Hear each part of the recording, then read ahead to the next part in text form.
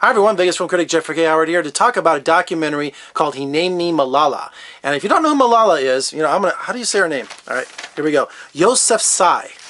I spelled it how it sounds. Malala Yousafzai. And if you don't know who Malala is, would you been under a rock for the past 2 or 3 years? She is the Pakistani teenager who was shot in the face by the Taliban solely because she wanted an education. A little more to it than that, but she was an advocate for girls being educated in Islam.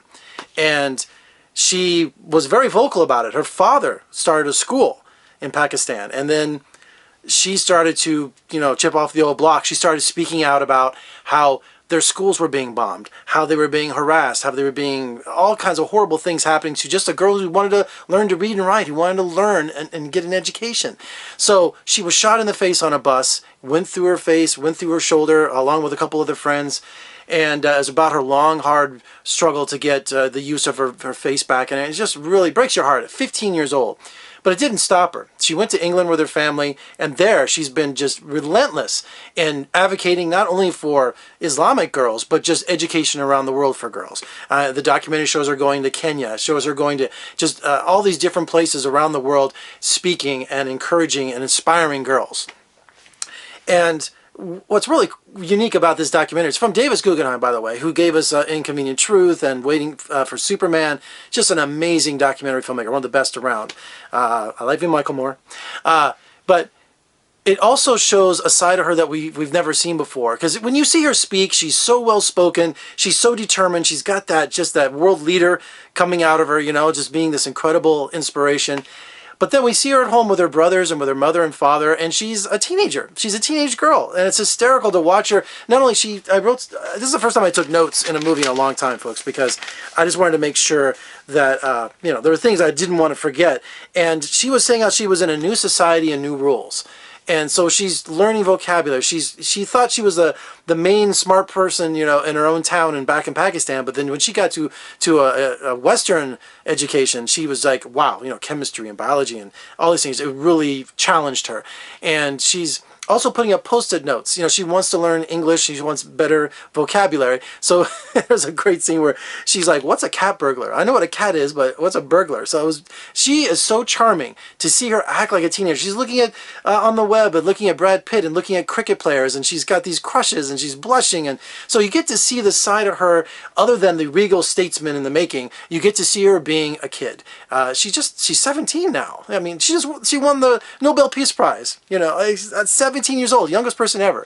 So to see her as a child and what she's like at home, where she can take off her world leader hat and be herself. And not only that, the documentary also explores her culture, the demand for education, and also her origin of her name, Malala. Her father named her after, I'm not sure if it was a true story or kind of like a folk tale or myth about a girl who stood up to change and challenged and was killed. I mean, so she's got, and it was regarded as, change her name. It was not a happy story, but now it's become an amazing moniker to not only what she does in real life, but also historically.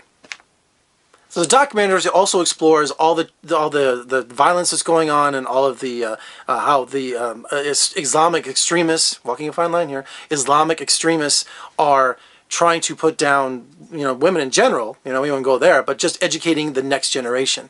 And they destroyed over 400 schools. So it shows just this terrible carnage going on, not only in Pakistan but all over the Middle East. So she was saying how there was 66 million girls around the world who are being told they can't be educated. And I was watching the Late Show with Stephen Colbert the other night, and there was Michelle Obama, our First Lady. And she has a campaign starting this week called 62 Million Girls, and her number was 62 million. So hashtag 62 million girls, where you're challenged to put up not only the sign, but the hashtag, to post a photo on Twitter, but also to say what education meant to you and how we keep this issue alive and give it awareness. So 62 million girls, I'm going to do it. So look for me. I'll post it on my Twitter account, vegasfilmcritic.com. You should already be following me. If you're not following me, we'll talk about it. Another unique aspect of this documentary that we get a behind-the-scenes look is her family. And her brothers are a crack-up. Her mother is just the sweetest thing in the world. And her father, what an inspiration he is. I mean, just to hear him talk, he said something, I wrote it down. He said something about how not a person shot Malala, but an ideology. I mean, just really amazing stories that came out of him. And they use animation. When they tell the stories of hardship and the challenges they had in Pakistan in their life, they use these incredible animations to go over the narration. It's just beautiful, beautifully shot and photographed, and it really gives a real quality to the stories, an impact when you see them. So another thing she said was, Malala, she said, one book, one pen, and one child can change the world. And she wrote a book. She wrote a best-selling book, and about her struggles, about the need for awareness like that. And they talked about all the different Islamic terrorists, the extremists. And we need to watch this. Man, it's such a different world, folks. It is such a different world. And it's a really eye-opening documentary. But she is amazing. I can't imagine what she's going to be like 10 years from now.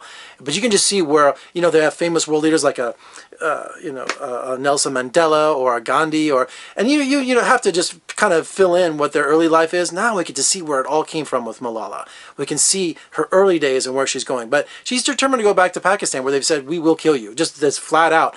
They've killed so many people. It's terrible. But the documentary is inspiring, and it should be shown in every classroom. All right, for more reviews and interviews, surf on over to my website at vegasfilmcritic.com. And if you like what you see, please subscribe below, that little V right there. And also comment below, share, thumbs up. Don't forget, 62 million girls, hashtag, on Twitter. Find me, find yours. I'm Jeffrey K. Howard. See you next time.